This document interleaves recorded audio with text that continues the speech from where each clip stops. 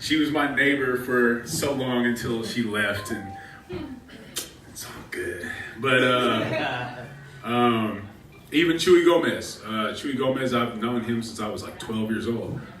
He took me on the Sky Flyer at Great America. He was doing a thing with KMEL where they were taking kids on the Sky Flyer for free.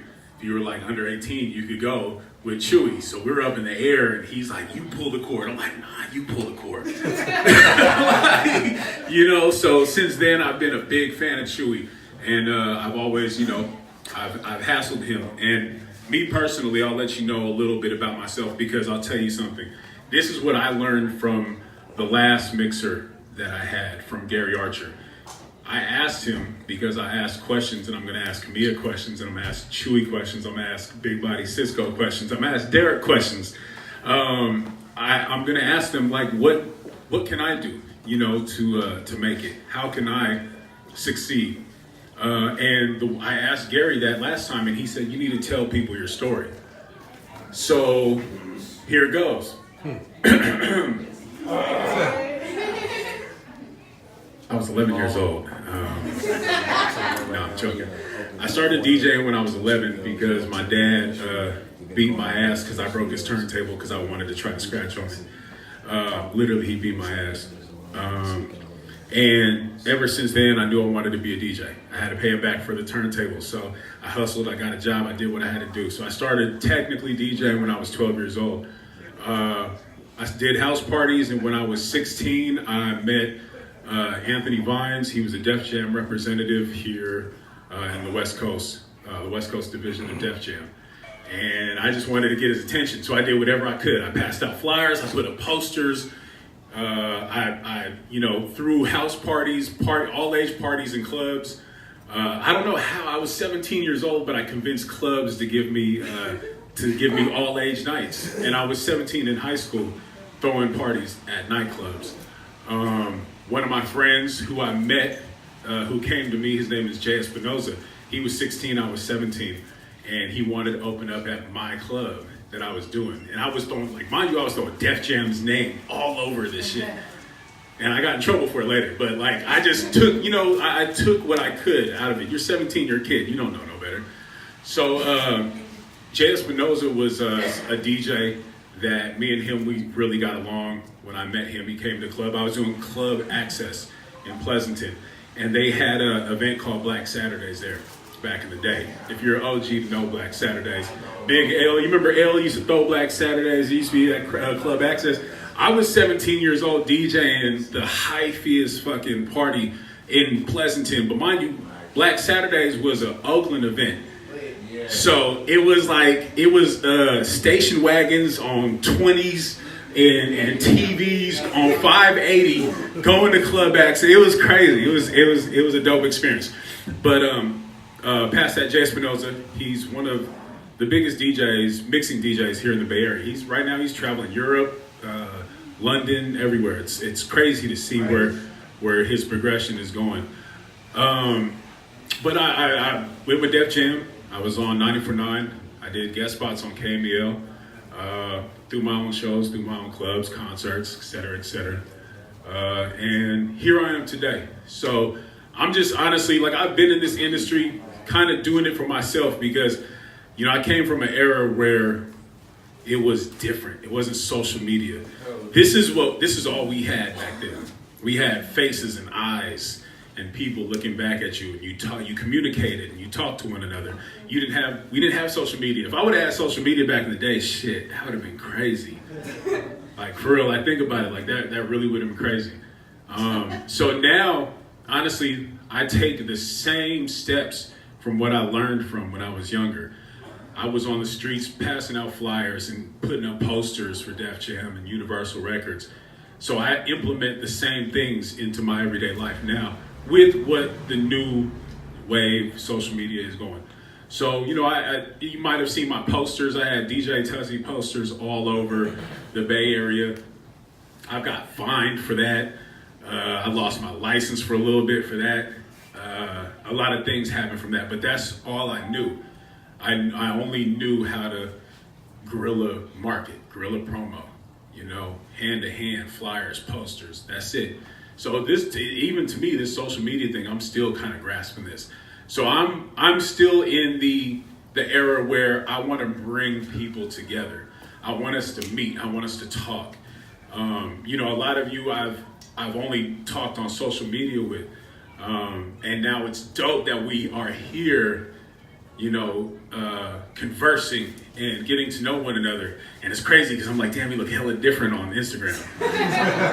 You know what I mean? But I might look different too. It might look like I got a wig on, you know what I'm saying? But, you know, I just try to, you know, spruce it up for y'all.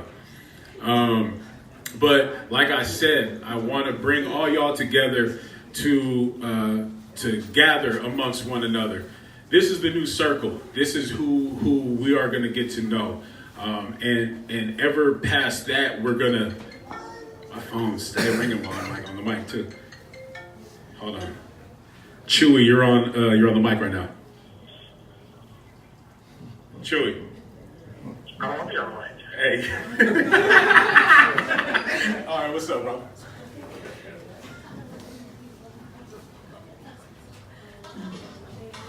All right, I'm gonna send somebody to come get you. Hold on, stay on the phone. All right, so this is what we're gonna do. I met my boy LJ, who I just handed the phone to. He was on Intercom, Q102, all that, whatever. And he introduced me to a great friend. And just so happened she was a neighbor. She lived around the way.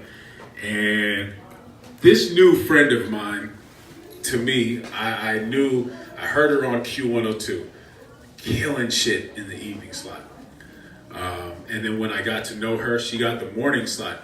And I don't know if you're familiar about how radio works, but if you have the morning spot, that's the biggest shit ever. Like, the morning spot is when people wake up in the morning, commute to work, turn on their radio, and start their day. So this voice became the start of the Bay Area's day for the throwback station called Q102. And she destroyed the game. And she is here with us. And I want to bring her up right now because she has to get up early. So she's going to leave early. I'm just going to let y'all know that. Because she's in the morning, you know what I mean? So she got to leave here, go to Frisco, go do her job, you feel me? So I'm going to bring my friend from Q102, Mia Amor, up. Come on, Mia. That was such a nice introduction, Tasi. Y'all make some noise for DJ Tasi. Wow, so actually nice to be here. I was actually a little surprised of the invitation just because, you know, me and Tasi haven't necessarily worked together, but, you know, we've been great friends. So this is actually a nice opportunity. It was really nice of him to bring me out here. So thanks so much for coming and for the invitation. I'll reintroduce myself. My name is Mia Amor from Q102. I do the morning show, 6 a.m. to 10 a.m. Monday through Friday, and then you can catch me alone on Saturdays. I'm Latina. We got any Latinos up in here? Where my people at? I'm from El Salvador, so I'm a representative of El Salvador, and you know, I was born and raised out there. Came to the United States when I was 8 months. I was just a baby. So it's been a long journey and a great one. But yeah, my real name is Maria Sanchez. I just want to get that out there because sometimes, you know, people get the name confused. They're like, are you Maria? Are you Mia? What's your real name? I go on the air by Mia Amor. And I'm from the east side of San Jose. Yeah, I'm from the east side. Who's from the east side up in here? You got to show your face a little bit later. Yeah, so, you know, I was raised in a, you know, single mom household, and my mom is my just mentor, and she's everything. She taught me everything that I know. So let me just take it back. I'm from the east side of San Jose, and you know, since I was little, I had like this big passion for music. I'm sure all of you could relate in here, right? Music is probably your number one like passion, and it gets you through a lot. So that's what got me through like a lot of things growing up, just listening, you know, to music, my radio. So with that said, I like in elementary school, I started, playing the trombone. I was into instruments. I, was in band and all that good stuff. Then, went on to high school. I just one day literally figured out that I wanted to, entertain, and I wanted to, do something in music. I knew that I couldn't be a singer necessarily, because I just knew my mom is single. She's not gonna, put in all this work. It's too much work, you know what I mean, to be an entertainer. And that was like the number one thing I wanted to do. I knew I wanted to be like Selena. I used to listen to Selena growing up, and I loved her. I wanted to be just like her, but I just knew deep inside that wasn't going to happen. And I was okay with that, because I was like, I felt ever since I was little that I was going to do something great. I was going to make a difference. Like, I just knew that I was going to be a voice of some sort, and I was going to end up doing like what I wanted to do. I knew I was going to talk on a microphone. I knew that I was going to be in music. I knew that I was going to inspire somebody. Like, I just felt that. Like, I felt like that was my calling since I was little. So that was like a real good feeling, just growing up. But at 18, when you're a teen, you're messing up, you're making mistakes, you're trying to figure it all out. You know what I mean? Because you're young. That's what happens when you're young. You're kind of lost. And, I didn't have a father in my life, so that was a big deal. I just had my mom, and she was always grinding. So, I had to kind of grind for my own stuff as well. She was focused on putting a roof over our heads, and I had to focus on what I wanted to do, which was, wanted to go to school, wanted to do something in entertainment. Didn't know exactly what that was. But it clicked one day. It was like Jesus just sent the, just the notice. This is what you need to be doing. And I literally looked at my radio and I was like, I need to do radio. That's what I want to do. So ever since I was like 17, enrolled at Oakland College in Fremont. I'm sure you guys are familiar with that, because I knew I just wanted to do radio. I was like, I need to talk on the radio. I need to do what that person is doing. I used to listen to Chewy Gomez growing up. I used to listen to, I used to listen to Chewy Gomez. I'm still a huge Chewy Gomez fan. And I remember meeting Chewy Gomez at Great America, because I used to work at Great America when I was like 16. Yeah, I did. Yeah, I was at the corn dog stand, and Chewy rolled up. He don't probably remember this. I haven't even actually said this to him. But I was the cashier at the corn dog stand at Great America, making like $6 an hour. It was cool though. I appreciate it. Shout out to all my folks that, worked at Great America. It was a good feeling. So I remember him like coming up, and I'm like, oh my God, that's Chewy Gomez, And he was like, hey, what's up? And he's like, Camille, the street team's here. You might want to go say what's up. And I was like, yeah. So I was like a little starstruck, And I remember those things because those are special moments, for me, because he was somebody that I listened to, and somebody that I'm like, wow, I could be like him. I could be on the radio. Like, he's Latino, you know what I mean? He's one of us, So like, it's possible. So like I said, I always used to listen to the radio, and big fan of just all the radio stations in the Bay Area. So I enrolled at Oakland College, just to move a little bit faster. Enrolled at Oakland College. Took the radio and TV program there, then got an internship at Wild 949, and I was on the party crew doing promotions, working crazy nights, sleeping in the garage that they had there. I'm sure I'm sure the people that work there know what I'm talking about. Yeah, it was some good times. I mean, and I'll share this because throughout your radio journey, you're working hard for once. I mean, when you start from the bottom, which is like an intern, you're not getting paid. That's a lot of hard work, and if you're not willing to put in the work, and you make sacrifices, you know what I mean, then you might as well just pick another career and focus on something else. But everything takes sacrifice and hard work and dedication. So keep that in mind. It's not just in radio, it's in everything that we choose to do. If you want to get your master's, you got to, take tests that, do a lot of studying. Like, everything takes a lot of hard work and dedication. And I'm sure you guys all know that. So they told me that like my first day, like, you're going to be working, you're going to be, doing a lot. So I was like, I'm down with it. I'm here. It's a good opportunity. So I did the party crew for, like a year. Then some good friends of mine were coming up in the industry. And one thing that I will share with you is in this industry and in general, in anything that you do, you always want to make and establish good relationships. I met some amazing people in radio that have helped me in my career. I've never burned bridges, even though if I don't like what they said to me or, the criticism, whatever. But, I'm cool. I'm just always respectful, you know what I mean? Kill them with kindness and just smile and keep it moving, You know what I mean? You know, not everyone's gonna like you or support what you do. So you gotta have thick skin. You know what I mean? And understand that, because you're gonna hear a lot of criticism coming from left, right, you know, just everywhere. So yeah, you know what I mean? Started doing radio there. A year later, I you know, went to Kadon in Salinas. So that was a good experience. It was a short-lived dream there, but you know, it was a good experience. From there, I did Spanish radio. I worked for 93.3 La Raza. I don't know if you guys are familiar with that. It's a regional Mexican format. They play like Mexican banda, corridos, you know, all that good stuff, all that good live music. Yeah, I worked there for 3.5 years, and I was still just doing behind the scenes, because in radio, you know, you got to put in some work. You know, you're not going to be on air in a year or 6 months unless you're that good. You know what I mean? And some people, you know, that's what's happened in their career. But for me, it was a little bit different. I wanted to learn the behind the scenes. I wanted to know what, you know, the street team was like. I wanted to know what it was to work in marketing, promotions, and work with sales. Like, there's so much happening behind the scenes, you know what I mean, besides just like the music playing.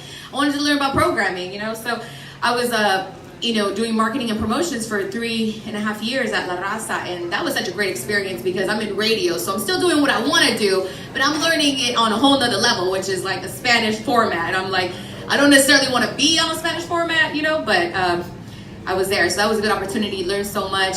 After that, I had an opportunity to go full-time on air. And, you know, I was practicing my skills, like, behind the scenes by myself at my house, you know, reading commercials, pretending I was on the radio, recording stuff, you know, just networking with people. And, you know, eventually got my first opportunity at La Calle. And I was doing weekends there for 6 months. And they really liked me, but I didn't really know what I was doing. I didn't have any direction. I was just like, I'm just, you know, doing what I kind of know, what people have taught me. So that was kind of cool to do, like, you know, when you guys remember, like, back in like 2008, reggaeton was so big and it just came in the scene. So it was a Spanglish format, and I was speaking Spanish and English on the radio. So it was like the best of both worlds. So that was kind of cool, you know. I did that for 6 months. Finally got the full-time call. My people at Kadon, I'm not sure if you guys know Eric the Funky One or Sam Biggity, Showbiz. Those are some popular names in the radio industry. And they, you know, gave me an opportunity to do overnights. And I still was like, oh, well, overnights is cool, you know what I mean? Not really what I want to do, but you got to work up to the prime spot, you know? So did production. I mean, I'm doing production, like editing commercials, voicing commercials. Like, you got to do everything in a smaller market, you know? San Francisco is known as a major market. Some place like Salinas, it's a smaller market. So things work a little differently, you know? The budgets are not that high. You're not getting paid so much. You got to do, you know, a lot more work, but we're still in radio. So I was like, I'm just going to kill it. I'm just going to soak in all the knowledge. I've had some, you know, the people there were so good to me. I've learned so much. So I was able to get more experience and get more, you know, comfortable with my skills and my talent, and, you know, talking on the radio. And, you know, you just keep continuing to grow every day as you keep, you know, working on your craft. So things got a little better. Then I went, 7 months later, I went to, you know, middays, and rocked middays there for 3.5 years. And then along the way, you make mistakes. You know what I'm saying? Has anyone ever got fired? Oh, yeah. It's not a good feeling when you get fired. You're like, oh shit, it just got real. Like, literally. You're thinking everything's good, and then, no, we're gonna let you go because you fuck up and you make mistakes. You ain't been in radio until you've been fired. Exactly. You have not. And I was, you know, I was still fairly young. I was in my, you know, 20s, early 20s. But I made a mistake. I made a huge mistake. And some people know the story, some people don't. I'm not gonna, you know, go into detail, but I made a huge mistake. And I ended up getting fired, like, straight up. My boss was like, you gotta go. And there was nothing I could do. And I'm like, ah. At the time, I had gotten a call. You guys familiar with Sana G on 106 KML? Sana G was gonna go on maternity leave. And the program director there, Stacey Cunningham, I want to send her a big shout out because she was instrumental to me coming back to the Bay Area. And she called me, and she had been listening, you know, and I'm like thinking, I'm so far away, people ain't listening, PDs ain't listening, MDs ain't listening, you know what I mean? No one's listening because I'm in a studio, literally, like, closed doors, there's probably a window, but, you know, I don't see people, so, you know, you forget. So she gave me a call, and she offered me an opportunities to fill in for, you know, Sana G, morning show, Market 4, San Francisco. I'm in Salinas, and that was a big opportunity, but I fucked up. I fucked it up. I ended up getting fired for something completely, had nothing to do with this opportunity, but it wasn't my time. So understood that, you know, was out of the game for 7 months, which was like really crazy. Then went on to, you know, get a job in Las Vegas. And I'm like, dang, I'm going from like Salinas to Vegas. You know, I pack all my shit. I'm like, all right, bye, Mom. Got the blessing from my mom. She's like, you know, go do your thing. This is what you want to do, you know. These opportunities don't come very often, you know, or Vegas. Like, I never even considered going to Las Vegas. So I packed my stuff. I'm driving in. I'm scared as shit. I'm like, oh, my God. And then the radio station that I'm going is like, you know, it's hip-hop station. It's called 97.5, Hot 97.5. And that was a crazy ride of being in Vegas. It was so amazing, but you know, you still face challenges in your career sometimes, you know. Not everything's always gonna be, you know, they're so pretty. You face challenges, and I faced a lot of challenges in Vegas. You know, I worked with somebody who was not very nice. You know, felt like I was being abused at work. It was like really bad. But again, you gotta have thick skin, and you know, if you're focused on something, if you want to get something, if you're, you know, trying to accomplish something, you just gotta roll with the punches sometimes, and that's what I did. Got to do some great things in Las Vegas, built a name for myself out there. I think that's when I kind of, you know, really build my brand. So that was a great experience, and to just move a little faster, did that for 4.5 years. Got some calls, you know, during my time there to come back to the Bay. And I always consider coming back to the Bay because it's my hometown. But, you know, the right opportunities presented itself. Everything was like, you know, it was just a conversation. Nothing was really offered until I got a call, you know. And my girl, Stacey Cunningham, she was at Intercom Radio. And Q102 had just launched, which is the throwback station. I'm sure you guys are all familiar with it. And she offered me a contract. She offered me, you know, a good position, and it was like a dream come true. I'm like, oh my God, like finally, like all my hard work is finally paid off, making it back to a major market, which is like a dope thing. You know, that's where you want to be, and that's where I'm at now. But you know, it was a journey. It was a lot of hard work. I mean, we're talking about working 7 days a week. You're barely sleeping. You're stressing about money. You're stressing about everything. You know what I mean? But I didn't give up. So if there's something I could definitely just pass on is, if there's something you want to do, like it's definitely possible, and you just have to claim it, stay focused, don't burn your bridges, and work on your craft, and just be good to people. You know what I mean? Because at the end of the day, it's about, you know, helping others and giving back, and have a good attitude. I think I've always kept a good attitude, and that's really helped me with my career. So keep rocking, you guys. I'm not, you know, I haven't met everyone in here. But whatever it is that you're doing, whatever it is that you want to do, I mean, know that you can. And there's going to be, you know, obviously obstacles, but you could do it, you know what I mean? And whatever it is. And don't believe that if you're older, you can't start over. You know what I mean? You're always going to fall, but it's always about how you get up. And you can. And, you know, like I said, I've been fired before. I've been through some crazy stuff. But, you know, I'm here, and I'm so grateful. So it's really dope to, like, walk in here, and a little girl tells you, I listen to you on the radio every day. Like, that's pretty dope, because, again, you forget, like, these things.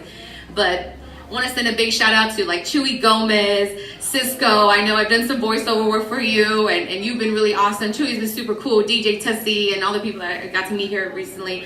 Thank you for having me.